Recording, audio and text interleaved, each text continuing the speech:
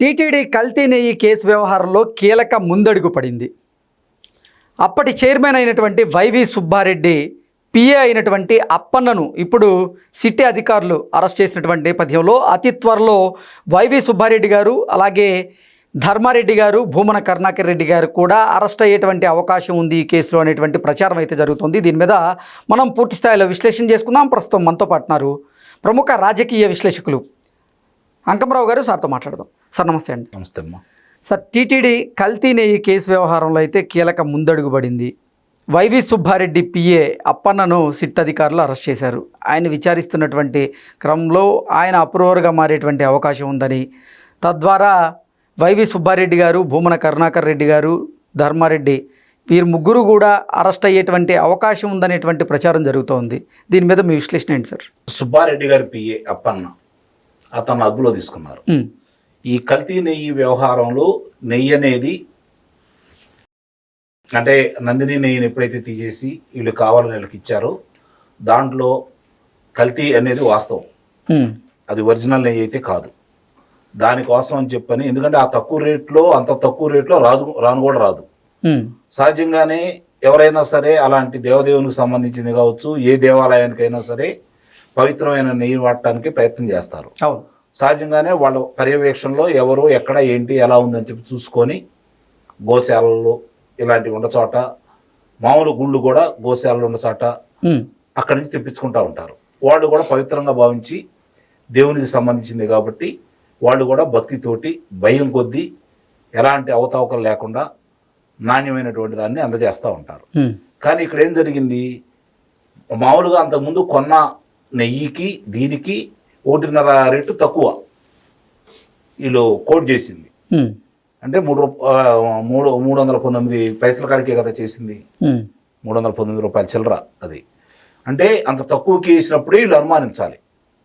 రెండవది, అసలు దాన్ని ఎందుకు వద్దనుకున్నారు ఆ వివరణ కూడా ఇప్పుడు ప్రజలకు కూడా తెలియజెప్పాల్సిన ఆవశ్యకత అయితే ఉంది. దాని లోతులు సంబంధించినవన్నీ కూడా బయట తీయాల్సిన బాధ్యత సిట్టివాడ మీద అయితే నిస్సందేహంగా ఉందని చెప్పి అయితే నేను భావిస్తున్నాను. ఇప్పుడు ఆ రోజు సుబ్బారెడ్డి, తర్వాత కరుణాకర్ రెడ్డి, ఈ 5 సంవత్సరాలు వాళ్ళిద్దరే కదా ఉంది, బయట వాళ్ళు ఎవరూ లేరు. మరి లేనప్పుడు చివరి క్రమంలో ఎందుకు తీసేసి రెగ్యులర్గా ఇచ్చే కర్ణాటక సంబంధించినటువంటి నందిని నెయ్యిని కాదని చెప్పని ఎందుకు తీసుకున్నారు? కనీసం ప్రతి వాళ్ళకి, మామూలు వాళ్ళకి అర్థమవుతుంది. ఇప్పుడు సహజంగానే ఎక్కడికన్నా వెళ్ళి ఏదన్నా కొనాలి అంటే ఆ వస్తువు డిమాండ్ని బట్టి ఓ ఉల్లిపాయ ఉంటుంది, ఓ టమోటా ఉంటుంది, సీజన్లను బట్టి రేటు మారుతూ ఉంటుంది, అంతే కదా? సీజన్లను బట్టి రేటు మారుతూ ఉంటుంది. కానీ దీనికి రేటు మారదు కదా. ఇది వాళ్ళు కూడా కర్ణాటక రైతులు ఏర్పాటు చేసుకుంది ఆ నందిని నెయ్యి అనేది. వాళ్ళకి వెంకటేశ్వర స్వామి మీద ఉన్నటువంటి భక్తితోటి వాళ్ళు అందజేస్తూ ఉన్నారు.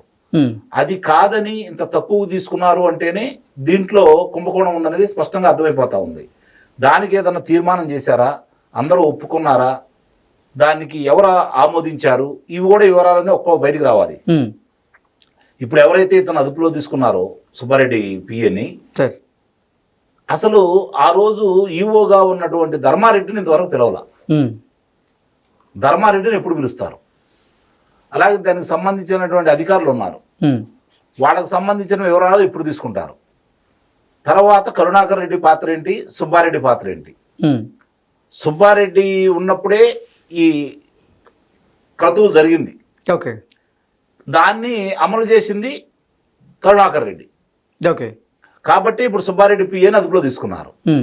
నెక్స్ట్ పిఏ చెప్పే వివరాలను బట్టి, అంటే ఈ సిట్టు వాళ్ళు కూడా నిదానంగా, అంటే హడావుడి లేకుండా, మిగిలిన వాళ్ళు చేసినట్టు హడావుడి ఏం కనపడనీయకుండా చక్కగా ఒక్కొక్క అంశాన్ని బయట తీసుకొస్తా ఉన్నారు.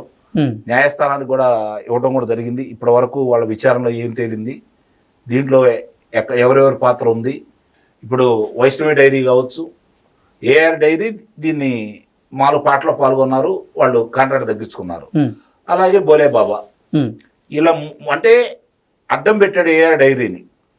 ఇందుట్లో పెద్దలు, ఆనాటి పార్టీ ప్రముఖులు, మాజీ మంత్రులు వీళ్ళందరూ కూడా దీంట్లో పాత్ర ఉందని చెప్పని ఒక్కొక్క అంశాలన్నీ బయటకు వస్తూ ఉన్నాయి. కాబట్టి ఏఆర్ డైరీని అడ్డం పెట్టుకొని బోలే బాబాకు సంబంధించి అక్కడి నుంచి తిప్పించి ఇది నెయ్యి అందజేశారు, దాంట్లో మాంసకృతులు ఉన్నాయి అనేది వాదన. అంటే దానికి ఎందుకంటే ముస్లింల వాళ్ళ ఫత్వా కూడా ఒకటి ఉంది, ఉమ్, ముస్లిం పెద్దలు. ఇది మనం అంటే వాళ్ళు మాంసం లేనిది ఏది వాడరు కదా, ఉమ్, కాబట్టి మనం దీన్ని ఉపయోగించవచ్చు అని చెప్పని వాళ్ళకి సంబంధించినటువంటి బోలిబాబా సంబంధించినటువంటి ఉత్పత్తుల మీద వాళ్ళు ఫత్వా కూడా రిలీజ్ చేశారు. ఉమ్, కాబట్టి ఇవన్నీ ముడిపడి ఉన్నాయి ఇక్కడ. ఇవన్నీ ఇప్పుడు ఆ పిఏని అదుపులో తీసుకున్నారు కాబట్టి నాకు తెలిసినంత వరకు వీలైన తొందరలో మూల విరాట్లు అందరి దగ్గరికి వెళ్తారని అయితే నేను భావిస్తున్నా. ఉమ్. కరుణాకర్ రెడ్డి దగ్గరికి వెళ్ళొచ్చు, సుబ్బారెడ్డి దగ్గరికి అసలు ఈ వెళ్ళొచ్చు. కల్తీని కేసు వ్యవహారంలో ఇప్పటి వరకు కొంతమంది అరెస్ట్ అవ్వడం జరిగింది. అలాగే ఇప్పుడు వైవి సుబ్బారెడ్డి పిఏ అరెస్ట్ అవ్వడం జరిగింది. దీంతో చాలామంది వెన్నులో వణుకు మొదలైందని, రాబోయేటువంటి రోజుల్లో వైవి సుబ్బారెడ్డికి కూడా అరెస్ట్ అయ్యేటువంటి అవకాశం ఉంది, భూమన కరుణాకర్ రెడ్డి కూడా అరెస్ట్ అయ్యేటువంటి అవకాశం ఉందనేటువంటి వాదనలు మళ్ళీ తెర మీదకి వచ్చాయి. దీని మీద మీ అభిప్రాయం ఏంటి సార్? అంటే ఇక్కడ ఇప్పటి వరకు వాళ్ళ దగ్గరికి వెళ్ళలేదు, వాళ్ళు విచారించలేదు. కరుణాకర్ రెడ్డి ఇష్టారీతిగా మాట్లాడుతూ, సుబ్బారెడ్డి అయితే ఎక్కడ మాట్లాడలేదు. కానీ కరుణాకర్ రెడ్డి ఇష్టారీతిగా మాట్లాడుకుంటున్నాడు. సుబ్బారెడ్డి సుప్రీంకోర్టుకు కూడా వెళ్ళి దాన్ని వాపసు చేసుకోవడం కూడా జరిగింది.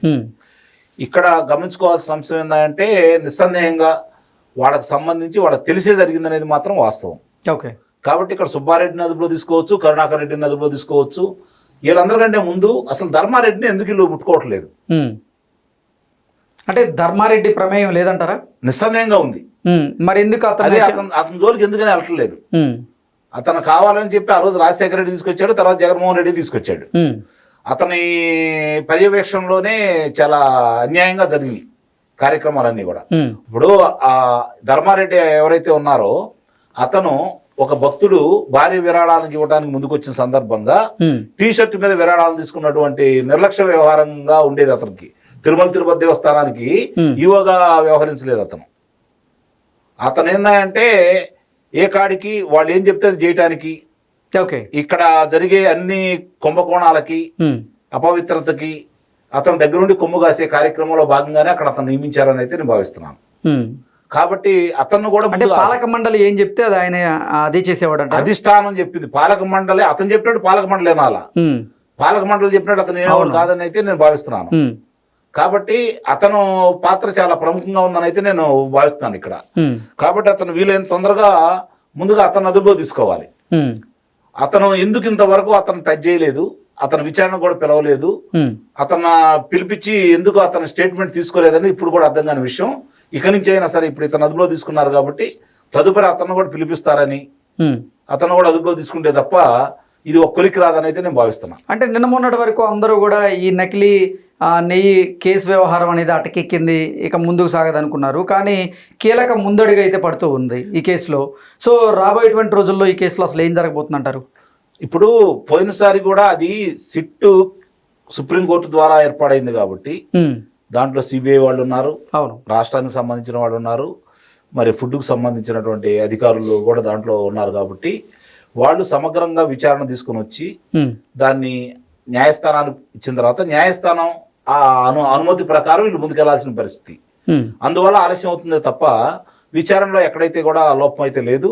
ఇక్కడ సిట్టు విచారణ ఉంది, అటు అక్కడ వాళ్ళు విచారణ చేశారు 5 సభ్యుల కమిటీ. కాబట్టి ఆలస్యం అంటే సహజంగానే న్యాయస్థానం దృష్టికి వెళ్ళినప్పుడు ఇది ఒకటే కాదు కదా న్యాయస్థానం దృష్టిలో. కాబట్టి చాలా కేసులు ఉంటాయి. కాబట్టి వీళ్ళు ఇచ్చిన తర్వాత వాళ్ళు చూసుకోవాలి, దీనికి సంబంధించిన తదుపరి ఉత్తర్వులు ఇవ్వాలి. అప్పటి వరకు మనకు ఆలస్యమైందని అయితే మనం భావిస్తున్నాం. కానీ ఇక్కడ మాత్రం సమగ్రంగా విచారణ జరిగిందని అయితే నేనైతే భావిస్తున్నాను. ఆలస్యం అవుతుందని సహజంగా భక్తులందరూ భావించడంలో తప్పు లేదు. కాబట్టి ఇప్పుడు జరుగుతున్న పరిణామాలన్నీ కనుక ఒకసారి చూసుకుంటా ఉంటే నిస్సందేహంగా ఒక్కొక్క అంశాలన్నీ కూడా కూలంకుషంగా పరిశీలించిన తర్వాతే వాళ్ళు ముందడుగేస్తున్నారని అయితే స్పష్టంగా అర్థమైపోతుంది. కాబట్టి ఇక్కడతోటి అంటే ఇది ఏదైతే సుబ్బారెడ్డి పిఏ కాకుండా నేను అన్నట్టు ధర్మారెడ్డిని అదుపులో తీసుకుంటే మాత్రం నిస్సందేహంగా ముందడుగు పడ్డట్టు. ధర్మారెడ్డిని కనుక అదుపులో తీసుకోకపోతే మీరు అన్నట్టు ఇది అటకెక్కినట్టే. Okay sir, thank you so much. Thank you.